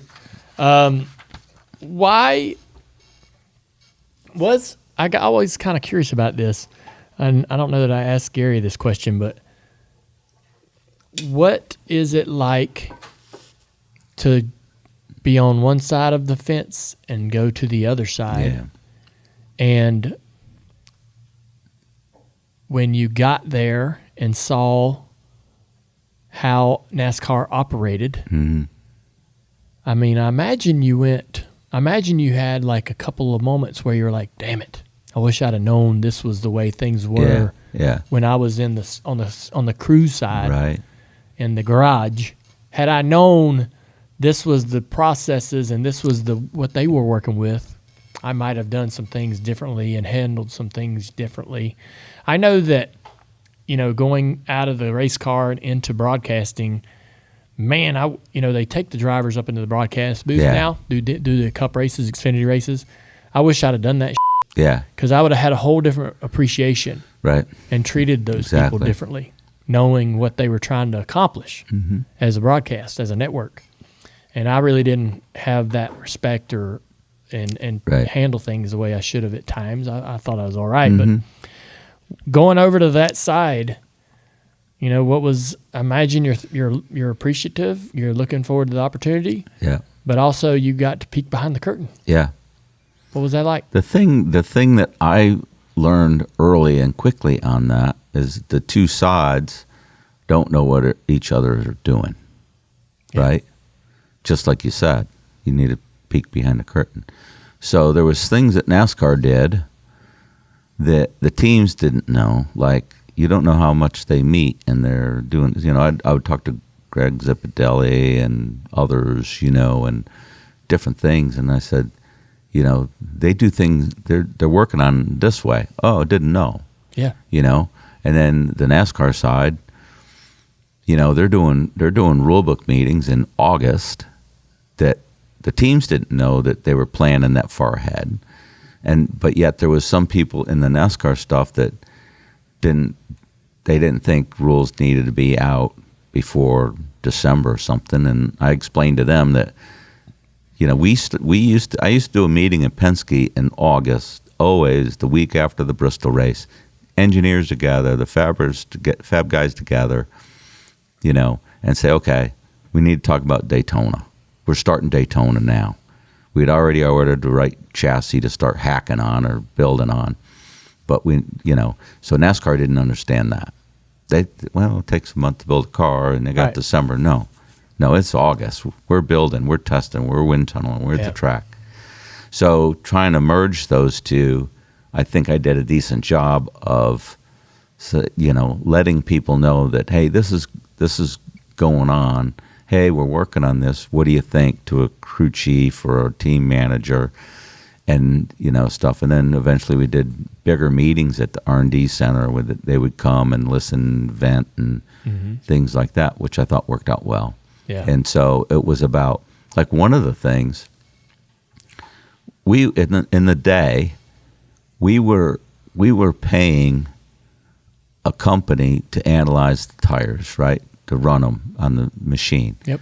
So Penske was paying and to do 100 tires. Childress was paying to do 100 tires. Whatever it was, I'm paraphrasing 100. Hendricks, whatever. And Goodyear was doing it. So I got everybody together. Dodge is paying for their teams to do it. Chevrolet's paying, Ford's paying, Toyota's getting in the loop. I said, what are we doing here? If everybody's doing this to get this information, what in the are we doing? And the Goodyear guys, well, we can't afford to do all that. I said, no, let's do this. You got a Goodyear part, and you got this manufacturer, split this thing 4 or 5 ways and hand everybody the information. Same thing when we send these companies out to measure the track surface and get all the angles and to analyze the surface and everything. Everybody's doing it. Yeah. Just stop. Just stop. Just stop. Give it to everybody. Find a way. Right? And eventually we kind of found a way to do that. And the companies I'd call a company and say, hey, I need you to do, homestead. Yeah, well, we can't fit it in. We're doing it now for somebody else, but we can't give you the information. So they're getting it multiple times. And they probably weren't even measuring it the second time. They were just getting their fee. Yeah. Well, they wouldn't if they were smart. But I was trying to put all that stuff together. It's like, this is millions of dollars wasted. Yeah. Stuff like that. Yeah. NASCAR, some of the harshest penalties in NASCAR history were handed out in the 2007, Gatorade duels. Rodney Childers and Josh Brown were suspended for 2 races. The teams and drivers, Scott Riggs, Elliott Sadler, penalized 25 championship points, fined money due to illegal modifications in qualifying. Kenny Francis, Robbie Reiser were suspended for 4 races, fined $50,000. Casey Kane and Matt Kenseth, the drivers, were penalized 50 championship points due to illegal modifications. Michael Waltrip Racing and team member David Hyder and Bobby Kennedy were ejected from Daytona and suspended indefinitely due to an illegal rocket fuel being found in the intake manifold. Jet fuel, rocket. Hyder was fined $100,000 and 100 points to the team. Ultimately, Hyder would be fired. I raced against David. He's a hell of an innovator. He's a good guy. He is a good guy. All this in 2007 during the speed weeks. Yeah. I asked the question because you've been in the sport as a mechanic. Now you're on the side of having to enforce rules that you're overseeing, and having to hand down, lay the law down on guys that they were your peers. Yeah. Still kind of are. Yeah. I got Jason Burdett. Oh yeah. Crew chief here. Yeah. Crew chief here forever. Awesome crew chief. Yeah. And we just kind of had ran the course, and we were making a change. And eventually, over the course of a little time, he ends up at the Xfinity, in the Xfinity series, as one of the head technical inspectors. Right. He's over the Xfinity series, I would say. And so he's now in that role. Yeah. And I see him at the track, and I love this guy. Yeah. We're friends. I've raced with him in my Cup days. He was car chief on my car. And I would do anything for him. Yeah. But now he's on the competition side, so there's this strange dynamic where we are friends, but damn it, I know he could, he's going to pop my guys, and he's going to have to treat us just like he treats everybody else. And you had been thrust into that role or put yourself in that position. Yeah. How was managing the integrity of the sport while also managing the respect relationship, the friendships that you still had in the garage? How tough was that? It was tough, but you have to pull yourself back, and sometimes you got to make sure it's more black and white. You got to penalties got to increase. We were getting pressure from upper management, clean some of this stuff up. Yeah. And that's points is how you do it. Money doesn't mean anything to anybody. No. Shame to say, but it's about the points. And some of the stuff is when it's pretty blatant, there's cheating to just go fast, and then there's cheating to compromise the integrity of a car or something. And those are dangerous. Yeah. You know what I mean? The jet fuel and stuff was... How, I guess, when y'all find out and discover that something like that has happened under your watch, I imagine you go through a range of emotions. Yeah. Of angry, but also at the same time, almost dumbfounded, Yeah. How There's could you- those what the moments. How could you you're be sitting so- up in the you're sitting up in the office with and it was always Mike and I in the office, sitting up in the office, and they come and they get you and go, "Oh, Jesus sakes." Yeah. Please, no. Yeah. Say this can't be true. No. So, yeah, somebody has, I'm walking my friends out the gate, Yeah. right? You got to leave the property, yeah, yeah, kicking them out. Yeah. The Michael has a brand new team, and David and them boys pull that stuff, and Yeah. you're given no choice. Yeah. Knowing good and well how detrimental this is going to be Yeah. towards that Yes. whole program. Yeah. And then- The big one was at Richmond. And then they're going to come plead for leniency. Yeah. And they're Michael and you Friends. friends, Yeah. right? Detrimental to Yeah. friendship for sure. Oh man, It was. I can't imagine. I mean, what people didn't understand is we would send stuff chemical place to get analyzed and this place to get analyzed and whatever. So it's not like it's out of your hands. Third party. it's you did it right. It's Yeah. not like we said, oh, it's Vaseline and do it right. Yeah. But What was it's Richmond? tough. What was it, Richmond? Richmond was the race fixing thing. Oh yeah, Scratch. You got to itch. You got to scratch yeah, your elbow. yeah. You got to. Oh yeah. I was that right was- behind him when he spun himself out. Yeah. That was tough. I knew what happened, but everybody did. Yeah. You know? I mean, they're parking, they're bringing cars in and they're working the system on that Yeah. with Brian. Vickers, yeah. Yeah, and they're doing all that. And so it was, you kind of didn't see it from the tower. No, you wouldn't have known it was happening in real time. Right. But all the radio communication, all that stuff Yeah. comes out. And what people don't understand is we record every radio transmission from every team. Damn, to have it. Yeah, I'm talking 15 years ago. Yeah. Right? So that's the race that's the cutoff. Mm-hmm. So in those days, I rode my motorcycle to a lot of races. I needed to be by myself. Sure. I rode up there. I ride Phoenix. You know what I mean? So I wait till the traffic clears. I leave out of there. They take all the pictures. I leave out of there about 1, 2 o'clock in the morning. I'm going to ride home all night, dodge the deer or whatever it takes. So about 10 o'clock in the morning, the phone rings, and it's Mike Helton. I said, you okay? He said, yeah. I said, what's going on? What's going on? He goes, we got frickin' trouble. I said, what? Well, when the 15 spun and this happened, and we got to do an investigation. I said, oh, okay. So Chicago was the big week, media week, Yeah. and this, that, and the other. I said, all right, well, when do you want, what do you think? He's like, go up, you got to get there, go Monday. So Monday at 9 or 10 o'clock, I'm in a airplane going to Chicago. I think I was by myself. They just put me up there. So I was in a room bigger than this room that they rented for me. And the TV people came in and they replayed stuff. I was in that room for 8 or 10 hours the first day and probably 16 the second day. I didn't go to anything. I ate breakfast, lunch, and dinner in that room. Listened to all the radio transmissions, all that stuff.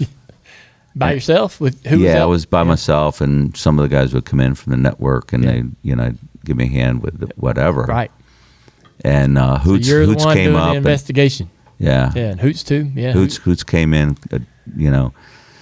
helped, and it's like, oh my God, and you put this thing together. Well, what they didn't, so now you're like fixing a race, but what they didn't understand, and there's no reason for them to understand it, we're right in the middle of negotiations for FanDuel and betting on games and whatever.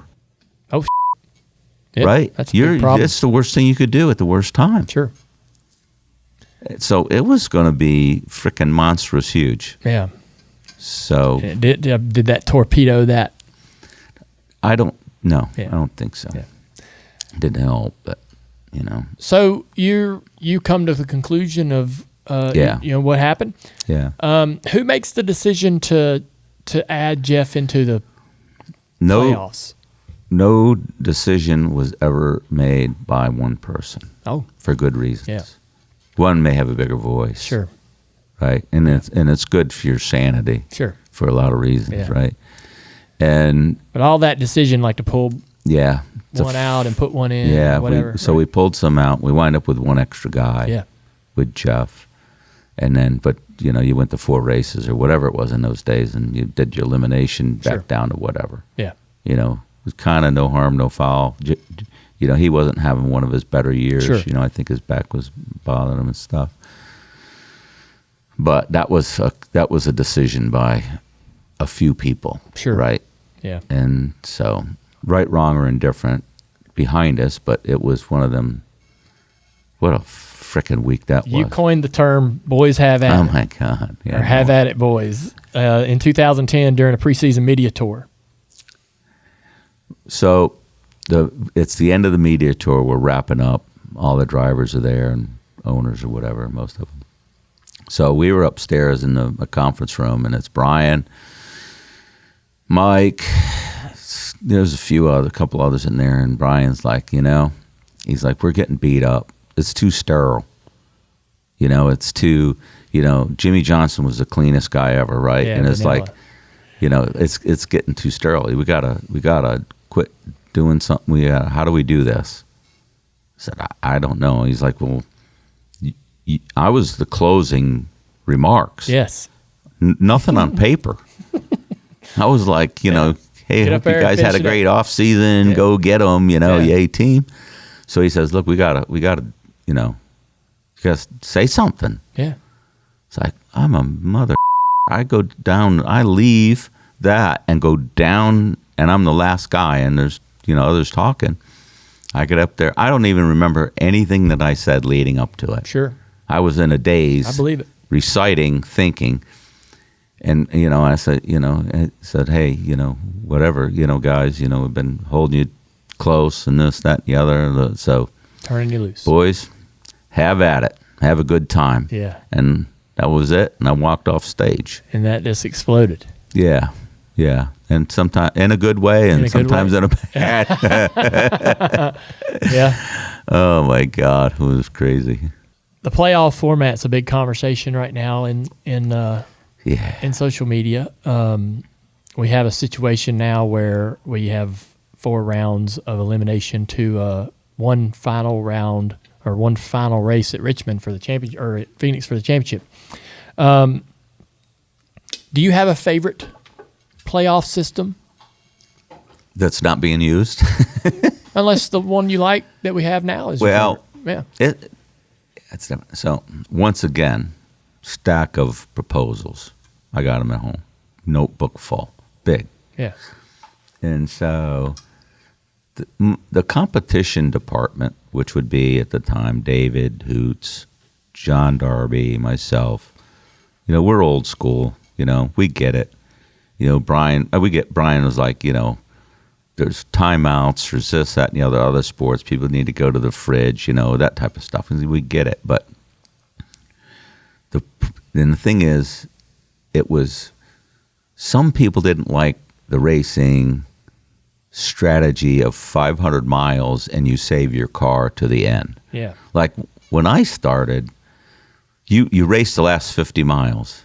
And then your dad come in and you race the last 150 miles. Tim Richmond come in and you race the last 100 miles, 500 miles. You race, sure, yeah. That's how it went. But others were pace, right? Sure. And so the one that stuck in my mind was give the awards the same way, points, but don't throw a caution. Yeah. Today, I wish they would have throwback weekend at Darlington, pay the points by the lap, but don't throw a caution, and start that sumbitch at noon like it used to be in 100 degrees, and let's see how it goes. Yeah. Right? Sure. You're going to run 170 miles without a caution. Yeah. It'll make the goodness come out of you. You know what I mean? So, yeah. That's kind of what I like, but I understood some of the caution stuff, but as far as stage racing. Yeah, part of it's tough. When you see a situation develop that a caution comes out 4 laps from a regular yellow, and you got to run long, you can't eight pit. or 10 laps. You know what I mean? Yeah. It's almost like if a caution comes out and everybody gets caught up, you open up pit road, and you can pit 3 laps before you go green and get your tires, or you can stay out. And once you get your points, if you're already green or not, you pit then go to the back. I don't know. Yeah. But it's tough. As far as the playoffs, though, do you like 36 race championship all, just like we used to do it before 2003? Yeah. Do you like the first? A lot of people love the original chase, which was 10 races. Yeah. Some people may like the way we do it now, where we have one final event for 4 drivers. Yeah. Do you know what you would do? It's you almost been around too long, right? I mean, when you're 6 races from the end and you have 240 points out and you're in 4th place, right? I mean, look at the championships your dad won and Richard won and others. I mean, they're sometimes they're celebrating in Rockingham and there's 2 races left. That's right. And then, so what do you do with that? Well, then some people don't watch the next 2 races. They don't mean anything. Yeah.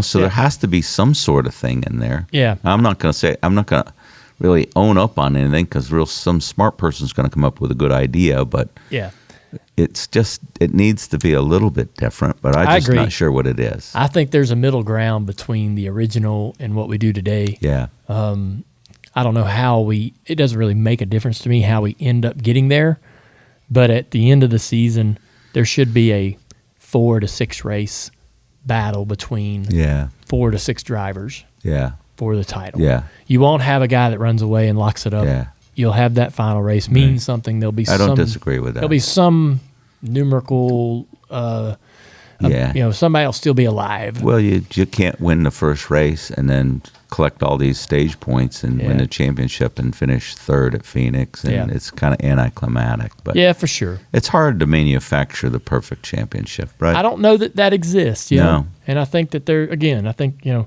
way we do it now has been good. There's been some exciting moments, but I just wish that there was more than one event to decide who wins the championship, because the way the drivers feel is they're almost more proud to have gotten to the final than to win it. Yeah. Because the tough. ability is tough to get to the final. Yeah. The final is more about happenstance, circumstance. Yeah. There's some strategy and some effort and performance, but it's also, hell, you just have to have you break a rotor or something like that, it takes you out of it.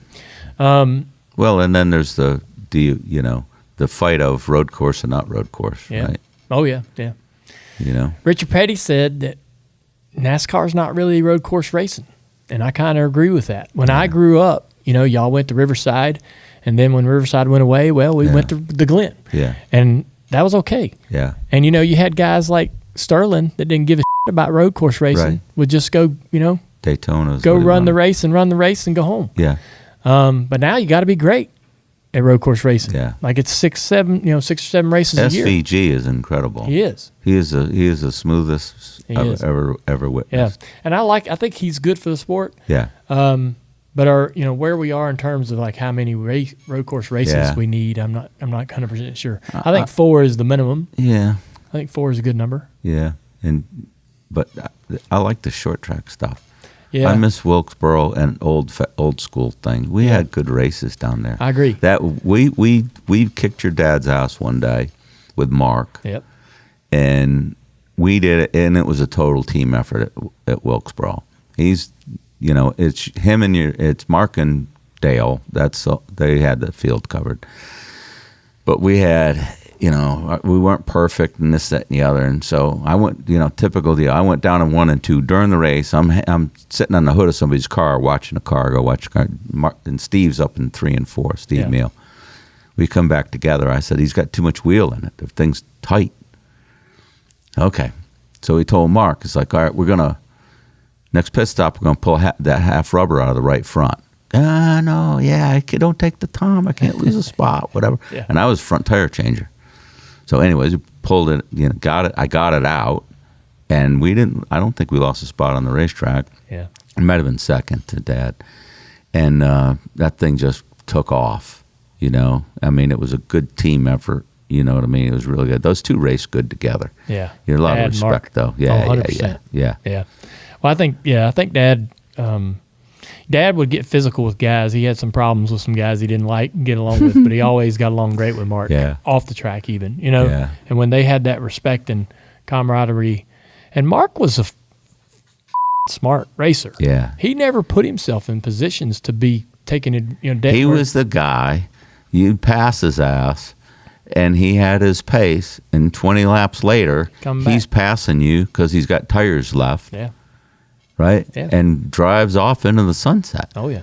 You know, he understood it. He understood what 90% was, you know? That's why he never put himself to be run over. Right. You know, by Dad. He'd wave a guy by. Yeah. And then, Dad, the give and take, I think, was developed. Your dad at Daytona, after we didn't win the championship, you know, and your dad comes and gets me. I'm going somewhere, walking across the garage area, comes and gets me. I've been wanting to tell you this for 100 years. He puts his arm around me. He gives me a pocket knife from the championship. I said, here. He said, don't tell the cat in the hat I gave you this. I said, I won't, thanks. He goes, you got on your championship, and let's go, and goes away. And I was like, God damn. Yeah. He said that. Yeah. Yep. He's that guy, you know, man. Yeah. There's a lot of other stuff in these notes that we didn't get to. It means I get to come back. It does. Yeah. I wanted to talk to you about the COT. When you left NASCAR, what you've been doing. I did want to talk to you about your family, your brothers. Yeah. You're one of four that had an individual. All of you had an impact, and all of you were a cog in the wheel. Yeah. In different ways. Yeah. And I want to celebrate them. So I do want you to come back. Yeah. I really enjoyed this. Yeah. Where are you spending your days? We are in Greensboro, Yeah. and we're at a house that, believe it or not, it was Lisa grew up in, kinda, and it was grandmother built it, her grandfather, in like 59. It's a nice old house, you know, and it's big, and it's got a pool and all this, you know, cool stuff.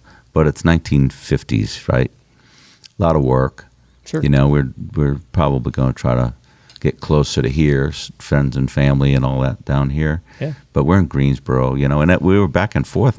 I was in Indy for 6 years. Yeah. Doing what?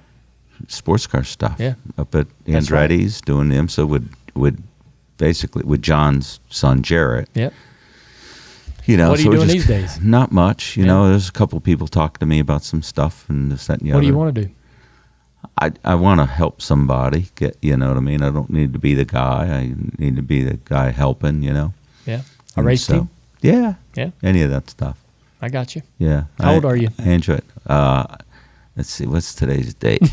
Come on. I will be, today's the 12th, right? Yeah. The 15th, I'll be 69.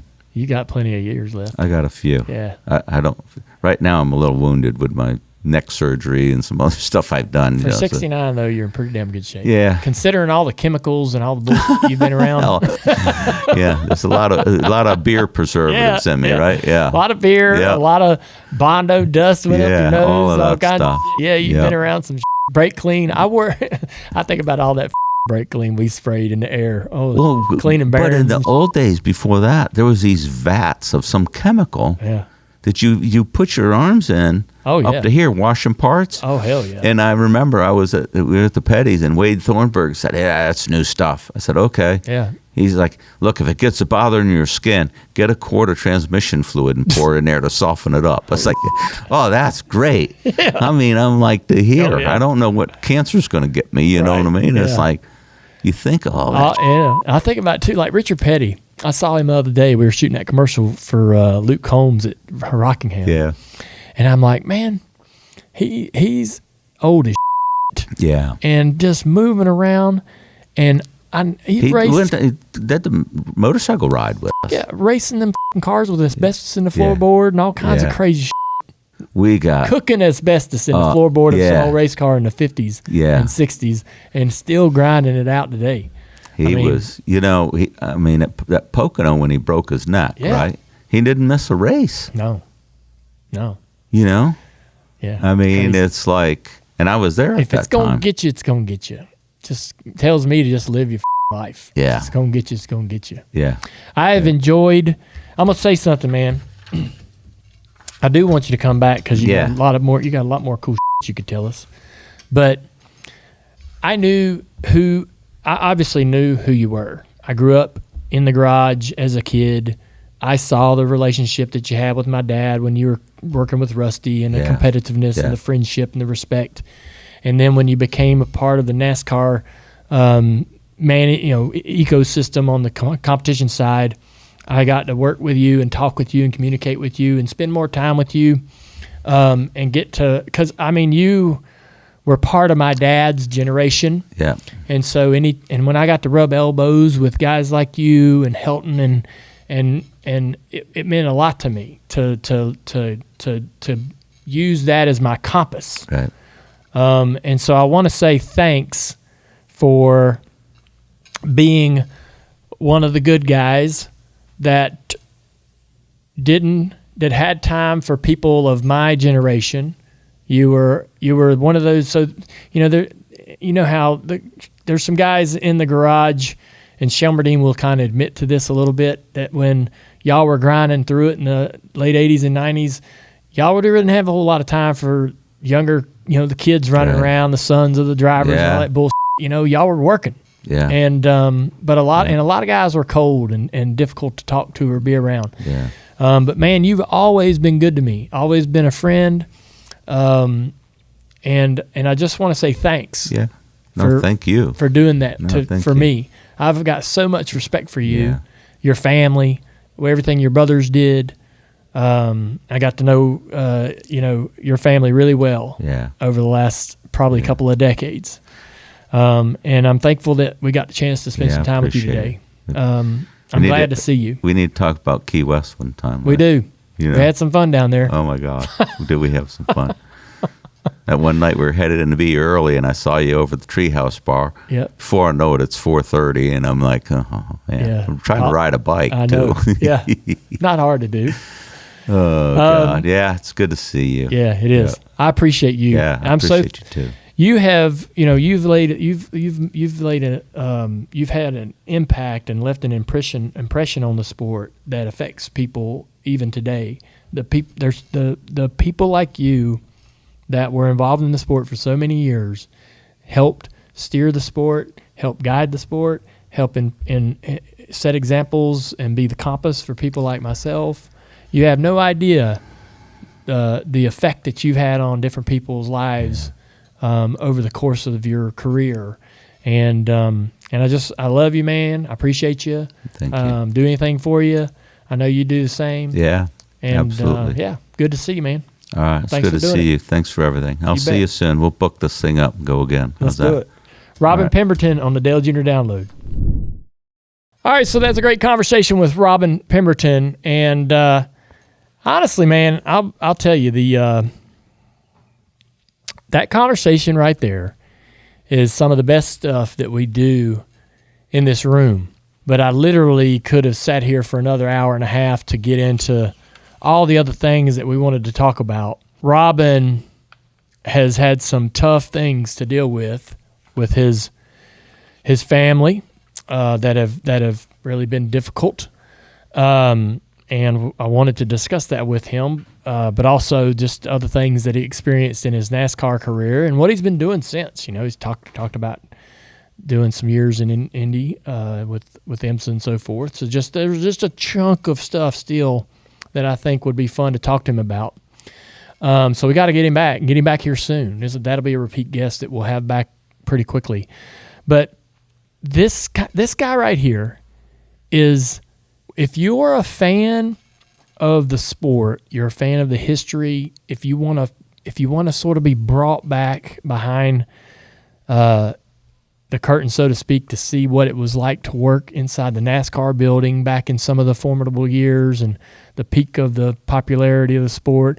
If you want to go back into the 90s and the 80s inside the garage and wonder what it was like between some of the more competitive teams in the sport, these are the perfect guests that really can tell the story. He's a great talker. He's had to be, that, the face of the NASCAR organization at times, and speak publicly. And so he's great at sharing his stories. And so I don't even think we scratched the surface there in this conversation today of all of the great little nuggets and things that Robin could share with us. So I'm excited to have the opportunity to talk to him again. But he is the epitome of the garage grunt mechanic that saw this sport from so many different perspectives. He is the perfect candidate for a guest for this show. So I hope y'all enjoyed it as much as I did. I will say too, and I kind of touched on it there at the end. I didn't want to really get into detail till he left the room, but when I was in the last probably 6 years of my career, or maybe from 2008 on, he was in the NASCAR building competition and all those things, and he would be at a lot of the dinners. We went to Chicago and we had this dinner that only the championship eligible drivers in the playoffs would be at, and it would be Brian France and Helton and Robin and a couple other people from NASCAR. And dude, I would stand with Robin over by the drink bar and just bullshit. Everyone else is sitting down listening to some guy they hired to come in and play, or music or whatever, and everybody's just doing no one's communicating. Everybody's kind of sitting to themselves at their own tables or whatever, and not a lot of bullshit going on. And man, I would sit there with him and bench race, and he was so nice. And then he had a place in Key West. I would get one down there as well around 2007, and we'd run into each other down there and hang out, and we just got to be really close. But he's a great dude, man. He's seen so many different shops, worked with so many iconic people in this sport, and then again, he gets to go behind the curtain to work in the NASCAR world in competition to really understand how the sport makes the decisions they make, and pretty fascinating. So thankful for him that he came on board to do the show, and I think it's one of my favorites this year. Let's get to the white flag. All right, it's time for the white flag. The teardown was live on YouTube and Twitter following the race, and Actions Detrimental dropped on Monday, as well as Door Bumper Clear. Connor Zilic and Josh Williams were on Door Bumper Clear to chat about this past weekend. Dirty Air with TJ Majors and myself dropped yesterday, recapping all the action from Watkins Glen, and another episode of Bless Your Heart will be out tomorrow. And don't forget, racing this weekend in the Cars Tour. I'll be driving the Bud car, the baseball car at Anderson, South Carolina. You can come to the racetrack physically, go get tickets from the website, or just walk up. I'm sure there'll be tickets available. Or watch it on Flow exclusively Saturday night. The pros and the late model stocks will be going after it. It's going to be a lot of fun. We'll see you.